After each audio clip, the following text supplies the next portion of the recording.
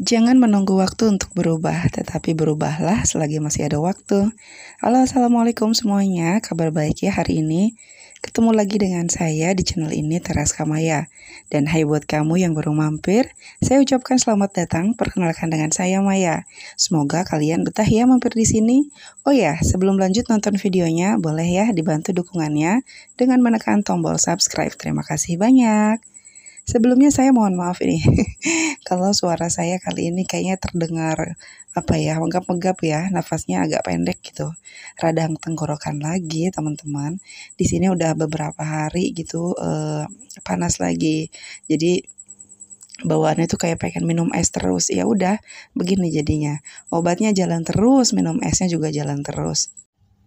Nah, ini teman-teman aktivitas saya di rumah. Alhamdulillah saya udah mulai libur kerja per tanggal 23 kemarin sampai nanti aktif lagi tahun depan. Jadi saya libur 1 tahun ya.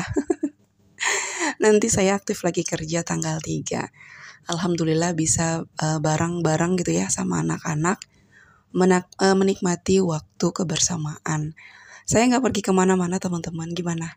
Ada yang lagi liburan keluar kota atau mungkin lagi pulang kampung ya?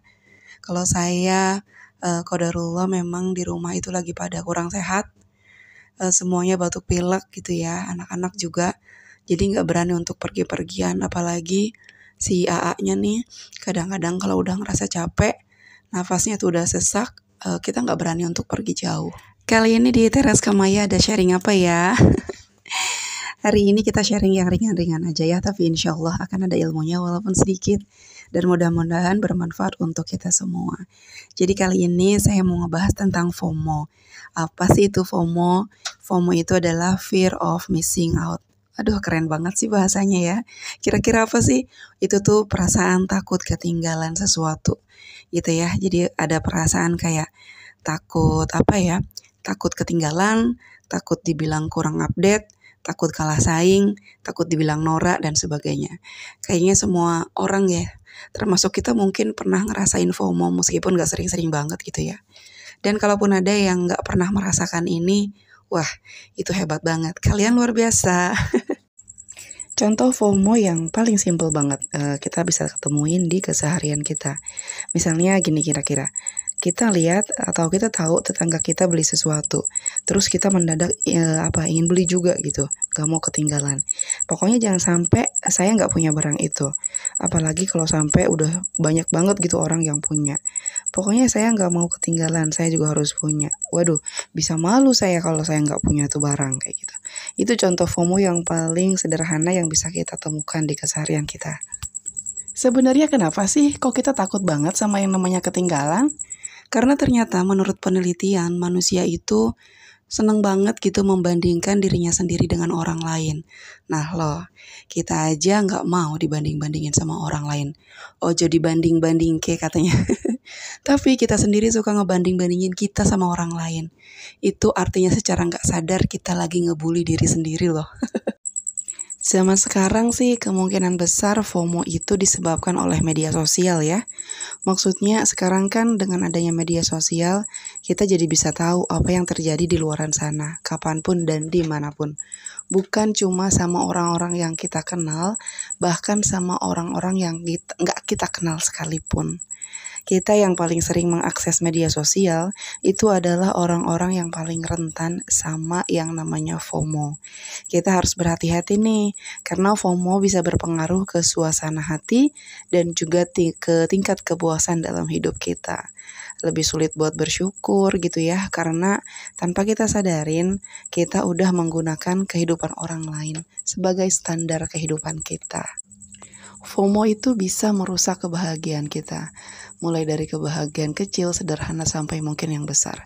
Contohnya seperti ini, misalnya kita sebagai ibu yang bekerja, setiap hari selalu meninggalkan anak-anak di rumah. Buat ibu bekerja, bisa bersama dengan anak-anak itu adalah hal yang mahal banget, yang istimewa banget gitu kan. Pengen gitu rasanya setiap hari sama anak-anak. Tapi ketika kita buka media sosial di saat liburan panjang, banyak orang misalnya berwisata ke tempat yang baru lah gitu ya, keren, tempat makannya terkenal enak-enak, bisa lihat sunset, pokoknya wah membahagiakan banget. Terus mendadak tuh akhirnya kebersamaan kita sama anak-anak jadi kayak nggak ada artinya gitu, karena pikiran kita ada di sana. Kita membayangkan coba saya kayak teman saya, atau coba saya kayak si A, kayak si B. Liburan panjang gini bisa pergi kemana-mana, jalan-jalan gitu. Efek FOMO itu nggak main-main loh teman-teman.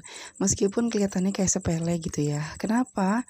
Karena ketika kita punya rasa takut ketinggalan, kita tuh secara nggak sadar jadi kayak lebih fokus ke hal-hal yang belum kita punya. Kita jadi cemas, hati nggak tenang, pikiran kemana-mana gitu ya. Dan ujung-ujungnya kita malah jadi orang yang sulit buat bersyukur. Aduh, serem banget kan?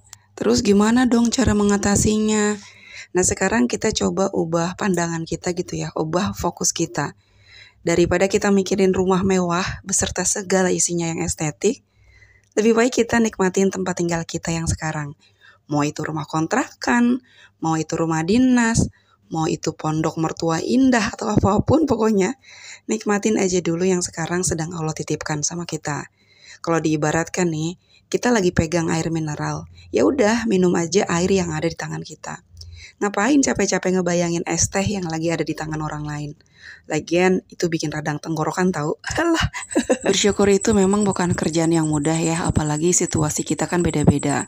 Tapi secara lisan insya Allah semua orang bisa ya. Tapi yang bersyukur dari dalam hati itu butuh effort ya, butuh perjuangan banget. Nah, ketika kita udah bersyukur, insya Allah itu akan tambah lagi nikmat yang udah dikasih ke kita. Bersyukur ini ramuan paling ampuh ya kalau menurut saya teman-teman untuk mengobati FOMO. Karena kalau kita udah bisa bersyukur, gak akan ada tuh yang namanya kita takut kalah saing sama orang lain. Kita percaya banget bahwa rezeki itu gak akan pernah salah alamat.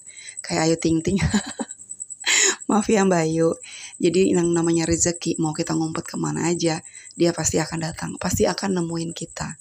Nah, untuk kita yang sedang menjalankan gaya hidup minimalis, yang sedang belajar gaya hidup minimalis, insya Allah nih kita akan lebih mudah untuk menghindari FOMO.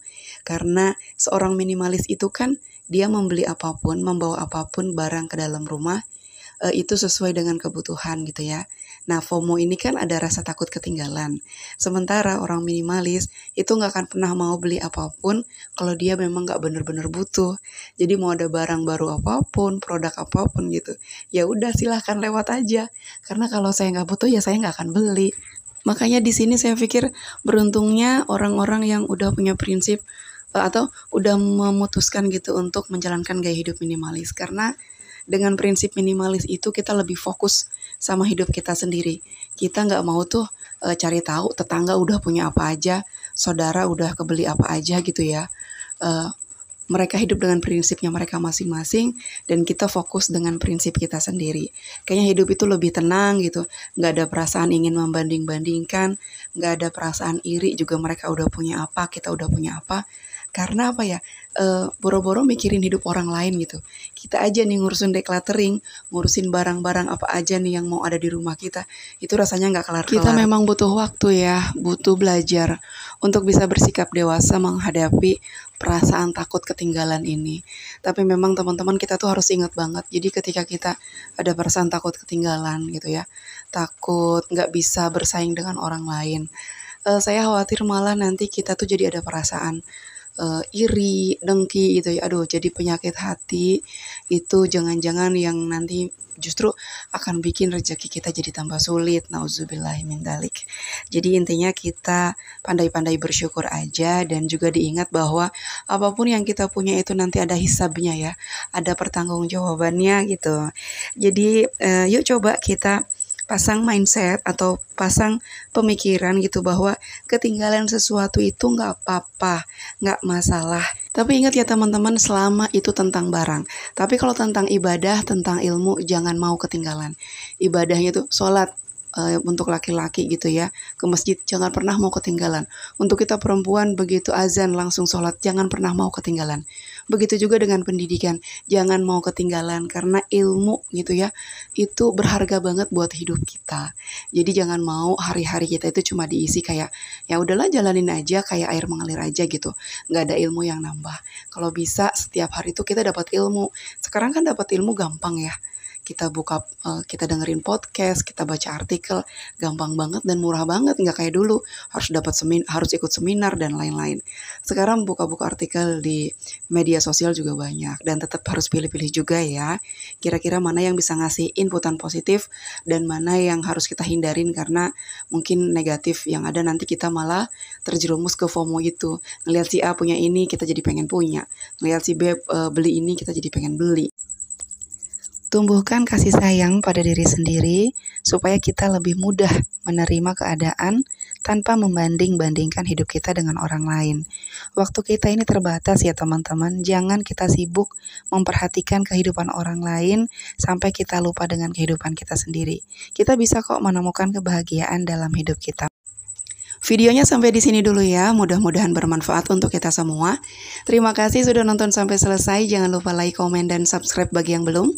Teras Kamaya pamit undur diri, Assalamualaikum warahmatullahi wabarakatuh.